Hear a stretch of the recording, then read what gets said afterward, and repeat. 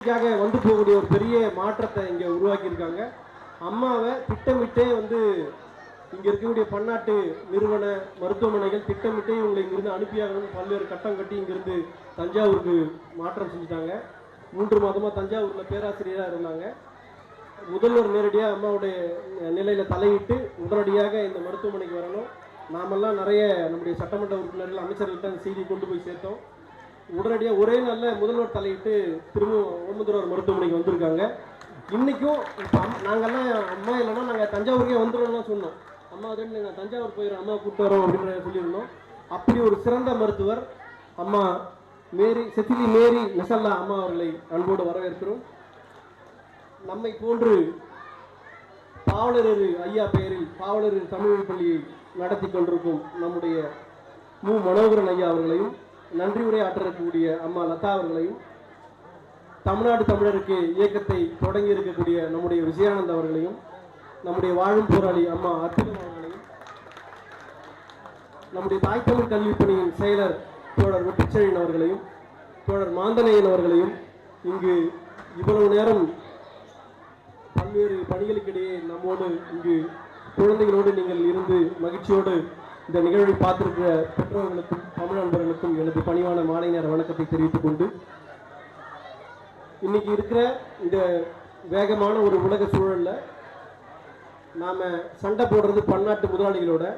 நம்ம பள்ளியை சுற்றி இருக்கிறது எல்லாமே இன்டர்நேஷனல் ஸ்கூல்ஸ், பன்னாட்டு பள்ளிகள். இன்னைக்கு அரசு பள்ளிகளே வந்து மோதி தோத்து போய் அரசு பள்ளியே இன்னைக்கு தமிழ் வழியில் நடத்தாம ஆங்கில வழிக்கு போயிட்டு இருக்கக்கூடிய இந்த சூழலில் நாம எந்த ஒரு வணிக நோக்கமும் இல்லாமல் ஒரு பாவலரேறு, பாவாணர், மறைமலடிகள், பாவேந்தர் இவங்களோட வழி நின்று, இறைக்குருணர் இவங்களோட வழி நின்று அம்மா பொற்படியவர்கள் அரும்பாடுபட்டு இப்பள்ளியை 1991 இப்பள்ளியை தொடங்கினார்கள். மிகவும் பொருள் நம்ம வந்து எல்லாருக்குமே ஒரு விருப்பம் இருக்கும். ஒரு மிதிவண்டியில் போகிறவங்களுக்கு ஒரு மகிழ்வுந்தில் போகணுன்னு விருப்பம் இருக்கும். மகிழ்வுந்தில் போகிறவங்களுக்கு அதை விட ஒரு உயர்தர மகிழ்வுந்தில் போகணுன்ற ஒரு விருப்பம் இருக்கும்.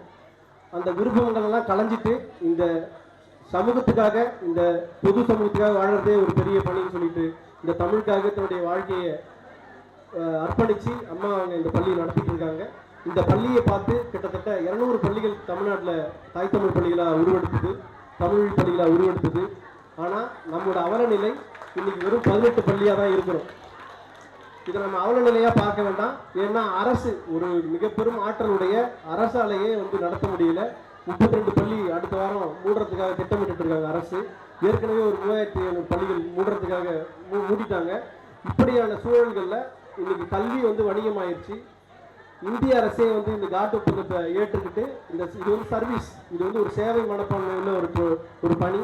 ஆனால் இதை வந்து தொழிலாக மாற்றி, வணிகமாக மாற்றி அரசே வந்து இன்னைக்கு வந்து இதுக்கான முதலீடுகளை தனியார்கிட்ட இருந்து வரவேற்று இப்போ அதில் தான் வந்து நிறைய நிறுவனங்கள், HCL போன்ற நிறுவனங்கள்லாம் வந்து இன்னைக்கு பள்ளிக்கூடம் தொடங்கியிருக்கு. சிவநாடார் ஸ்கூல்ஸ் போன்ற பள்ளிக்கூடங்கள்லாம். இந்த பள்ளிக்கூடங்கள்லாம் பார்த்தீங்கன்னா அவங்களோட நோக்கம் அவங்க நிறுவனத்துக்கான ஹியூமன் ரிசோர்ஸ், அவங்களோட மனித வளங்களை உருவாக்குறதுக்காக, அவங்களுக்கு அந்த நிறுவனங்களுக்கு வேலை செய்யக்கூடிய பணியாட்களை உருவாக்குறதுக்கு அந்த பள்ளிக்கூடங்கள் இருக்குது. நீங்கள் எப்படி இங்கே கறிக்கோழிகள் பார்த்துருக்கீங்க, பிராய்லர் கோழி கேள்விப்பட்டிருக்கீங்க. இந்த கோழி இனப்பெருக்கத்துக்கு பயன்படாது, கறி சாப்பிட்றதுக்கு மட்டுமே பயன்படும்.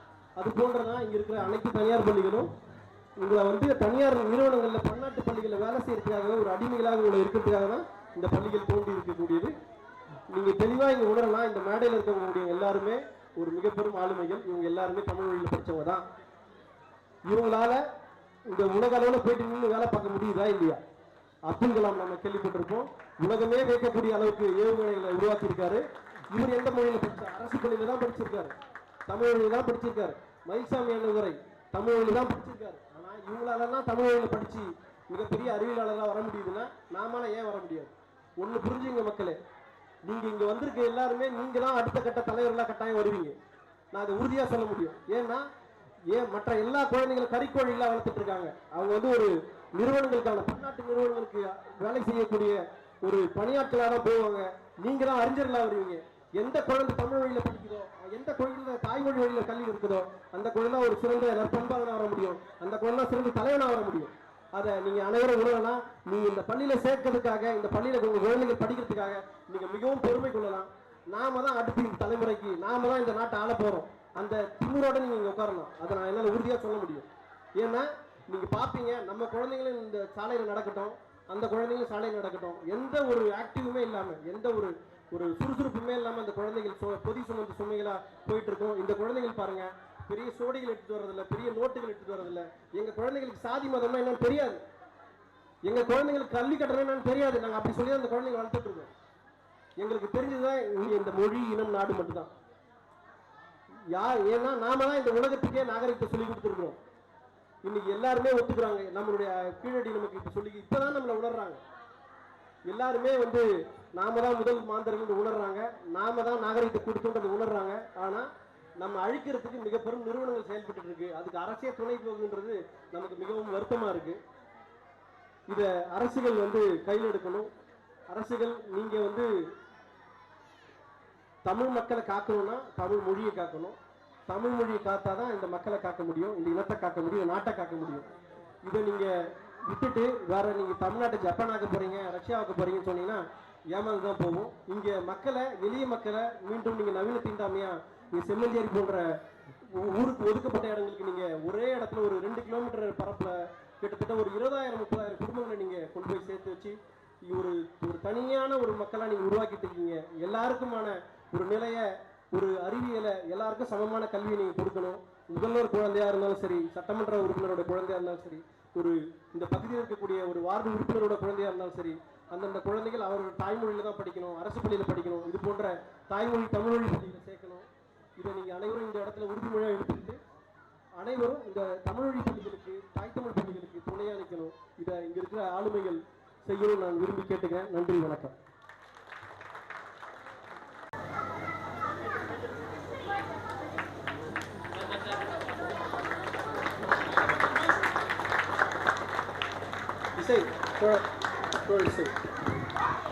அம்மா அவர்களுக்கு நினைவு பரிசு. அடுத்தபடியாக தலைமை உரையை ஆற்ற நம்முடைய நிறுவனர். அனைவருக்கும் என் மாலை வணக்கங்கள். உண்மையிலே இங்கே வர நான் ரொம்ப கொடுத்து வச்சிருக்கணும். அம்மா திரு இறை பொற்குடி அம்மா அவர்கள், மேலும் வழக்கறிஞர் அவர்கள், மேலும் இங்கு மதிப்பிற்குரிய சிறப்பு விருந்தினர்கள் அனைவரும், மேலும் பெற்றோர்கள், ஆசிரியர்கள், குழந்தைகள், மழலை குழந்தைகள். உண்மையிலே இங்கே வந்தப்போ என்னெல்லாமோ பேசணும்னு ரொம்ப ஆர்வத்தோடு இருந்தேன். ஆனால் இந்த குழந்தைகளின் பேச்சை கேட்டவுடன் உண்மையிலே வாயடைத்து போய்விட்டேன். என்னுடைய படிப்புக்கு எல்லாம் ஒரு முற்றுப்புள்ளி வைத்து விட்டேன். அவர்கள் முன் அறியாமையால் நான் உண்மையிலேயே அவங்களோட அறிவுக்கு முன் நான் உண்மையிலேயே மெய்மறந்து போனேன். உண்மையிலேயே இந்த குழந்தைங்களை பார்த்தீங்கன்னா அவங்களோட இந்த குழந்தைங்கள ஒரு முக்கியமானது ஒன்று நான் என்ன கவனித்து கொண்டேன் என்றால், இந்த குழந்தைகள் யாரிடத்திலும் மன பயம் இல்லை, மேடை பயம் இல்லை. எல்லாருமே உற்சாகமாக இருந்தார்கள், எல்லாருமே தன்னம்பிக்கையோடு இருந்தார்கள். அது உண்மையிலேயே நான் எத்தனையோ பள்ளி விழாக்களுக்கு சென்றிருக்கிறேன். ஆனால் இந்த ஒரு அளவுக்கு தன்னம்பிக்கையும் ஒரு மன பயமும் இல்லாமல் எல்லா குழந்தைகளும் ஒன்று போல், ஒரு குழந்தைகிட்ட கூட அந்த இதை நான் பார்க்க முடியல. எல்லா குழந்தைங்களும் அந்த அளவுக்கு தன்னம்பிக்கையும் தன்னார்வமும் கொண்டிருக்கிறாங்க. உண்மையிலே இங்கு உள்ள ஆசிரியர்கள் மற்றும் அம்மா அவர்களை நான் மனதார பாராட்டுகிறேன். ஒவ்வொரு ஆசிரியரும் ஒரு பெரிய சிற்பி என்று தான் நான் சொல்வேன். ஏன்னால் இந்த இளம் குழந்தைகளை எப்படி அவர்கள் பின்னாடி வருவார்கள் என்பது இந்த ஆசிரியர்களின் கைகளில் தான் இருக்கிறது. மேலும் தமிழில் உள்ள ஆர்வத்தை நான் மிகவும் மதிக்கிறேன். நிஜமாகவே எங்களுடைய மருத்துவ கல்வியில் நாங்கள் கிட்டத்தட்ட 10 ஆண்டுகள் முழுவதும் ஆங்கிலத்தில் தான் படித்து கொண்டு இருக்கிறோம். கண்டிப்பாக இந்த வழக்கறிஞர்கள் அவங்க சொன்ன பிரகாரம், திருமலை அவர்கள் சொன்ன பிரகாரம் நம்மளுக்கு கண்டிப்பாக அது தமிழில் இருந்தால் மேலும் நிறைய பேர் இதில் ஆர்வம் கொண்டு படிக்க முடியும். நல்ல ஒரு அவங்களுக்கு அந்த அறிவை அவர்களால் ஏற்றுக்கொள்ள முடியும் என்று நான் நம்புகிறேன். மேலும் கற்றோருக்கு சென்ற இடமெல்லாம் சிறப்பு தான். உண்மையிலே கல்வி என்பது மிக மிக அவசியம். இங்கே நான் என்ன சொல்ல விரும்புகிறேன்னா, என்ன நம்மளுக்கு ஒரு பைசா கையில் இல்லாட்டினா கூட நம்மளுக்கு கல்வி இருந்ததுன்னா நம்மளுக்கு சென்ற இடமெல்லாம் கண்டிப்பாக சிறப்பாகலாம். ஸோ அன்பார்ந்த மாணவர்களே, ஒன்றே ஒன்று தான் நான் உங்கள்கிட்ட சொல்ல விரும்புகிறேன். என்ன அப்படின்னா, நம்மளுக்கு எந்த தொழிலாக இருக்கட்டும், இங்கே பார்த்தோம் அந்த நடனத்தில் ஒருத்தங்க வந்து டாக்டராகவும் ஒருத்தங்க ஆசிரியராகவும் உழவனாகவும் எல்லா இதுவும் எந்த தொழிலாக இருந்தாலும் நம்மளுக்கு அதில் முக்கியமான ஈடுபாடு வேண்டும். நமது மனது அதில் ஒத்துழைக்க வேண்டும். நமக்கு அதில் சந்தோஷம், அது அந்த தொழில் வந்து நம்மளுக்கு சந்தோஷத்தை தரணும். காலையிலிருந்து இரவு முழுவதும் கிட்டத்தட்ட 27 ஆண்டுகளாக இந்த மருத்துவத்துறையில் இருக்கிறேன். ஆனால் என்னோட மனசோர்வு எதுவும் என்றைக்குமே வந்ததில்லை. ஆனால் இன்னைக்கு இவ்வளோ உழைப்பிலும் உடல் சோர்வு ஏற்பட்டிருக்கிறது, ஆனால் மனசோர்வு எப்போதுமே ஏற்பட்டதில்லை. ஏன்னா ஒவ்வொரு தடவையும் நம்ம யாருக்கோ ஒருத்தங்களுக்கு நல்லது செய்கிறோம் அப்படிங்கிற அந்த மன எண்ணம் கண்டிப்பாக மென்மேலும் நம்மளுக்கு இன்னும் நிறைய நாட்கள் அனைவருக்கும் நம்மளால் நல்லது செய்ய முடியுங்கிற இந்த மன நிம்மதி நம்மளுக்கு தரும். ஆனால் உடல் சோர்வு ஏற்படும். ஏன்னா ஒவ்வொரு முறையும் ஒரு இருதய நோயாளியை நம்ம அவங்களுக்கு வைத்தியம் செய்கிறப்ப நம்மளுக்கு ஒரு மின் கம்பியில் நடக்கிற மாதிரி தான். தினம் தினம் ஒவ்வொருத்தரோட உயிரையும் நம்ம பாதுகாக்கக்கூடிய அவங்க வந்து லட்சத்தில் ஒருத்தங்களாக இருக்கலாம். ஆனால் அந்த குடும்பத்திற்கு அவர்கள் ஒரு தலைவராக இருக்கலாம், தலைவியாக இருக்கலாம், ஒரு குழந்தையாக இருக்கலாம். ஸோ அதனால ஒவ்வொரு நோயாளிகளின் என்னோட சொந்த அண்ணன் தம்பி போலவும் என்னுடைய உற்றார் உறவினர்கள் போலவும் தான் நாங்கள் வைத்தியம் செய்கிறப்ப கண்டிப்பாக அவர்கள் நல்ல ஒரு இதில் வர முடியும். ஆனால் உண்மையில் சொல்கிறேன், இந்த 27 ஆண்டுகளோட உடல் சோர்வு இன்று இந்த குழந்தைகளை பார்த்தப்ப, அந்த மழலை செல்வங்களின் குரலை கேட்டப்ப, அவங்களோட நடனத்தை பார்த்தப்ப முழுமையாக நான் புத்துணர்ச்சி அடைகிறேன். உண்மையிலேயே அதுக்கு வேறு வார்த்தைகளே இல்லை. நிஜமாலுமே இந்த வாய்ப்பை தந்தமைக்க அம்மா அவர்களை வாழ்த்தி வணங்குகிறேன். அவர்களுக்கு நல்ல சுகத்தையும் நீண்ட ஆயுசையும் இந்த மாதிரி ஒரு பெரியவங்க இந்த குழந்தைங்களுக்கெல்லாம் கிடைச்சது ஒரு பெரிய பாக்கியம். அவருக்கு மீது எல்லாருக்கும் நல்ல உடல் சுகத்தையும் நீண்ட ஆயுசையும் நல்ல சந்தோஷத்தையும் தர வேண்டி இறைவனை பிரார்த்திக்கிறேன். நன்றி. பெற்றோர்கள் எல்லாம் வந்து என்னை பார்த்துட்டு அழுதாங்க. 3 நாள் மருத்துவமனையில் இருந்துட்டு இது 2வது 10 நாள் ஆகிறது. என்னை உயிர்ப்பித்து வீட்டுக்கு அனுப்பிச்ச அம்மா அவங்க வந்து எனக்கு மட்டும் அம்மா இல்லை, ஒவ்வொரு இதே வலி இருக்கிறவங்களுக்கும் நான் பார்த்துருக்குறேன். நான் அவங்கள வந்து கேட்டேன், இந்த மாதிரி உடை சரியில்லை, இந்த மாதிரி உடைகளெல்லாம் பெண்களுக்கு கொடுக்காதீங்க அப்படின்னு சொல்லி அவங்கள்ட்ட நான் நிறைய கேட்கும்போது அவங்க ஒரு செய்திக்கு கூட முகமோ சொல்லிக்காமல் அவங்களுடைய அதிகாரத்தன்மையை காட்டாமல் என்னை வந்து உடனே அவங்க என்ன கேட்குறாங்களோ அதை செய்து கொடுங்க அப்படின்னு சொல்லி எனக்கு சொன்னாங்க. அப்போ அவங்களிடத்தில் அந்த பண்பு இருந்தது. அந்த பண்பு, அறிவு, அன்பு, அறிவுடைமை. அவங்க பேராசிரியர், மருத்துவர்களுக்கெல்லாம் பேராசிரியர். மேலும் இங்கே மேடையில் வீட்டிருக்குதுங்க அறிஞர் பெருமக்கள், இங்கே வந்திருக்கிற இயக்குனர் அவருடைய படங்கள்லாம் பார்த்தா கருத்தியலாக இருக்கும். அவர் வந்து வணிக நோக்கத்தை இல்லாமல் மக்களுக்கு போய் சேரணும், குழந்தை செல்வங்களை வளர்த்தெடுக்கணும். ஒரு பள்ளிக்கூடம்னு அந்த பெயர் எனக்கு நினைவில்லை, இப்போ நினைவாற்றிருக்கு சாட்டை. அதில் வந்து மாணவர்கள்லாம் தந்தையாகவும் நடிச்சிருக்கிறார். அவ்வளோ சிறப்பான படங்கள். அதிலெல்லாம் நான் அழுதுட்டேன். எனக்கு அடிக்கடி அழுக வரும். இப்போ கொஞ்சம் திண்மையாயிட்டேன் அம்மாவால். இருக்கட்டும், பெற்றோர்கள், மற்றவர்கள், குழந்தை செல்வங்கள், அறிஞர் பெருமக்கள், மேடையில் வீட்டிருக்கிற அறிஞர் பெருமக்கள் அனைவருக்கும், உற்றார் உறவினர் எல்லோருக்கும் என்னுடைய முதற்கண் வணக்கத்தை தெரிவித்துக் கொள்கின்றேன். எப்படியேனும் இத்தமிழகத்தை முப்படி உயர்த்திடல் வேண்டும், என் மூச்சதற்கு உதவிடல் வேண்டும் என்று ஒரு குழந்தை பாடியது. அதை என் தந்தையார் பாடியார்.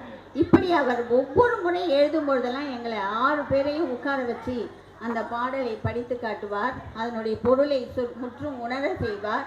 அது அப்போ உணர்ந்ததை விட இப்பொழுது ஒவ்வொரு செய்திகளும் எனக்கு பிடிக்குது. இது போன்ற பள்ளிகள் பரவலாக இங்கே அண்டையில் பாவாணர் தமிழ் வழி பள்ளி, அங்கே குன்றத்தூரில் பாவேந்தர் தமிழ் வழி பள்ளி, பாவலரேறு தமிழ் வழி பள்ளி, தாய் தமிழ் பள்ளிகள் எல்லோரும் இப்பொழுது 21, அவர் சொன்னது போல் நிறைய பள்ளிகள் இருந்து குறைந்து 21 பள்ளிகள் இருக்கின்றன.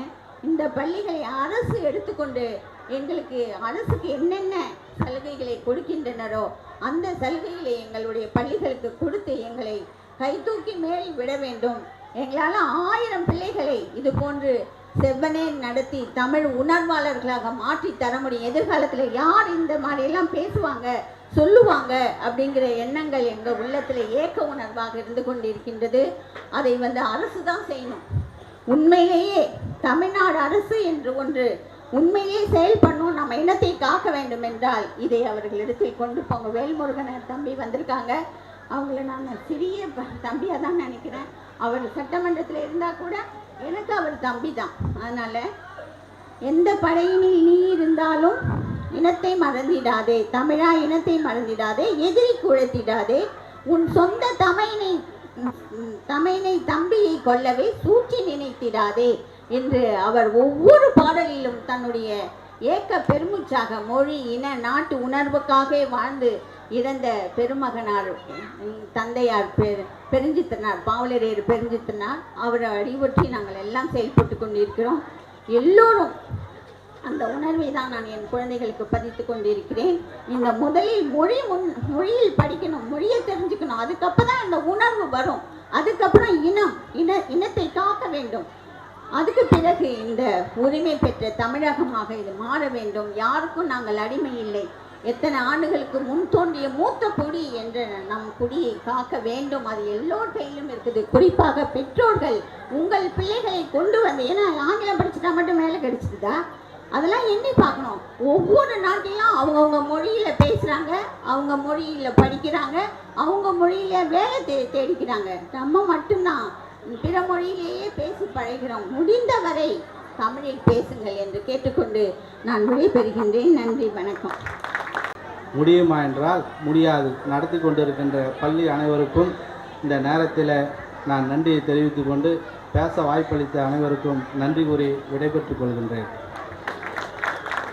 அதான் இங்கே படித்து 5ஆம் வகுப்பு வரைக்கும் படித்து மேற்கல்வியை முடித்து இப்பொழுது வேலைக்கு செய்கிறாங்க, போயிட்டாங்க. அவங்க ஒரு 1000 சிறு துளி பெருவெள்ளம்ங்கிற நிலையில் அவங்க அந்த உணர்வுக்கு நாங்கள் பெரும் தலை வணங்கி ஏற்றுக்கொள்கின்றோம். அடுத்து சுடரொலியும் இங்கே படித்த மாணவர் தான், அவரும் பொறியாளராக இருக்கிறார். அவர் 5000 ரூபாய் பரிசுக்கு ஒரு அன்பளிப்பு கொடுத்திருக்கிறார். வாழ்க தமிழ் மொழி வாழிய வாழியவே, வாழ்க தமிழ் மக்கள், வாழ்க தமிழ் மக்கள், வாழ்கிய வாழியவே.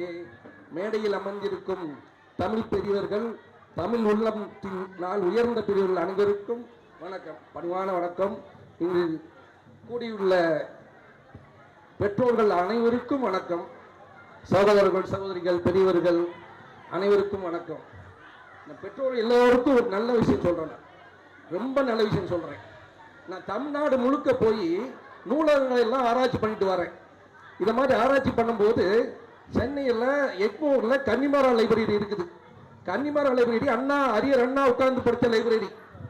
அந்த லைப்ரரிக்கு நான் அடிக்கடி போவேன். அப்படி செல்லும் போது ஜெர்மனியிலிருந்து ஒரு பேராசிரியர் வந்திருந்தார். அந்த பேராசிரியர் கூட நான் நட்பு ஏற்பட்டது, அவர் பலகுடி நட்பு ஏற்பட்டது. அவருடன் பேசும்போது அவருடைய மொழியை பற்றி, ஜெர்மன் மொழியை பற்றி நான் கேட்டேன். எனது மொழியை நமது தமிழ் வாழ வைக்கிறாங்க, தமிழ்நாட்டில் நடக்குது. அப்போ தமிழ் மொழியை வாழ வைக்கிறதுக்கு, தமிழ் மொழியை உயர்த்துவதற்கு, இது போன்ற திருக்குறள் பள்ளிகளை உயர்த்துவதற்கு கோடி கோடியா தமிழ்நாடு அரசாங்கம் கொட்டி கொடுக்கணுமா வேண்டாமா? வேண்டும் இல்லையா? அதற்குரிய முன்னெடுப்புகளை எங்களது இயக்கம் எடுக்கும், தொடர்ந்து எடுக்கும். அண்ணன் அவரையும் வேண்டி கேட்டுக்கிறேன். அண்ணன் அதுக்குள்ள முன்னெடுப்புகளை எடுக்கணும். அண்ணனால் முடியும், அண்ணன் நினைச்சா முடியும், கண்டிப்பா முடியும், கண்டிப்பா நடத்துவார் நம்புறேன். கண்டிப்பா இது நடக்கும். கூடிய சீக்கிரம் அண்ணன் நம்ம பொற்கடி அம்மா அண்ணன் அங்கிருக்க எல்லாரும் சேர்ந்து தமிழ்நாடு முழுக்கும் எண்ணற்ற திருக்குறள் பள்ளிகளை நடத்துவாங்க. எண்ணற்ற குழந்தைகளுக்கு மிகப்பெரிய உயர்த்தி விடுவாங்க என்று நம்பி வாழ்த்தி வணங்கி விடைபெறுகிறேன். நன்றி, வணக்கம்.